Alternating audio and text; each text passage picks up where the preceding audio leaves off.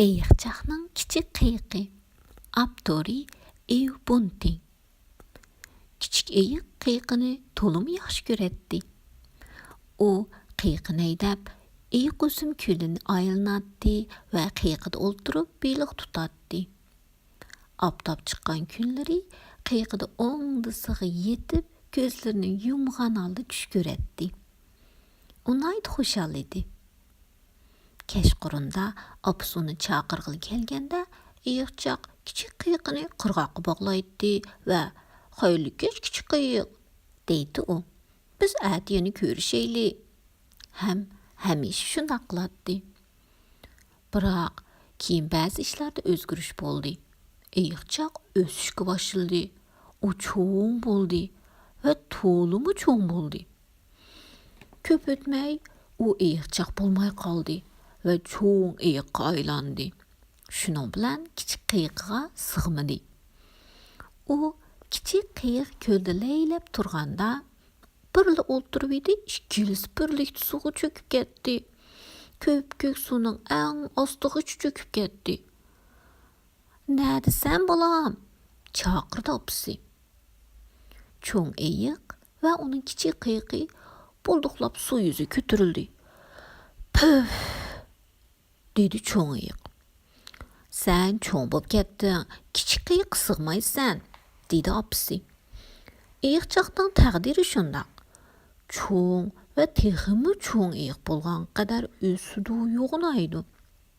Kichik قېيىقنىڭ taqdiri bo'lsa, o'z o'lchimida shu kichik قېيىق holatida mangu qoladi, debdi opasi.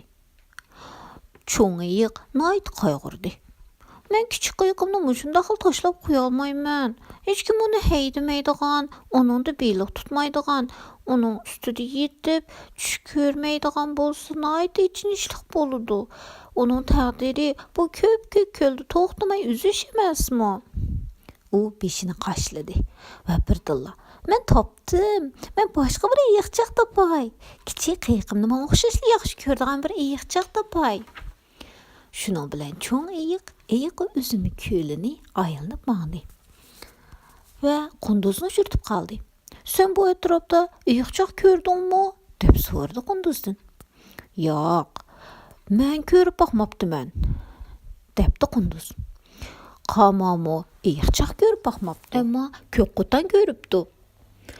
Ko'lning yana bir tarafida bir ئېيىقچاق opasi bilan yashaydi. Men tek bugun saharda ularning uzum yeyotganini ko'rdim", debdi. Shuning bilan cho'ng ئېيىق ko'lning yana bir tarafiga aylanib beribdi va ئېيىقچاقni tepibdi. "Sen uchun bir kichik قېيىق olib keldim", debdi cho'ng ئېيىق. "Ammo bilishing kerak bo'lgan bir ish bor. Sen o'ssan, yo'g'naysan, cho'ng ئېيىق bo'lganga qadar. Mana bu ئېيىقچاقنىڭ taqdiri." ئېيىقچاق diqqat bilan anglabdi. "Kichik قېيىق bo'lsa, mush bit qoladi. Bu uning taqdiri. Mushundoq ahvol yuz berganda, sen boshqa bir ئېيىقچاق tepishing va kichik قېيىقni uningga berishing kerak. Chunki kichik قېيىق ko'p ko'lda to'xtamay uzishi kerak. Va'da beramsan?" "Men va'da berman", deb javob beribdi ئېيىقچاق. Bütün yoz bo'yi cho'ng ئېيىق ئېيىقچاقning ko'l atrofida kichik قېيىقni haydab o'ynaganini va beliq tutqanini ko'ribdi.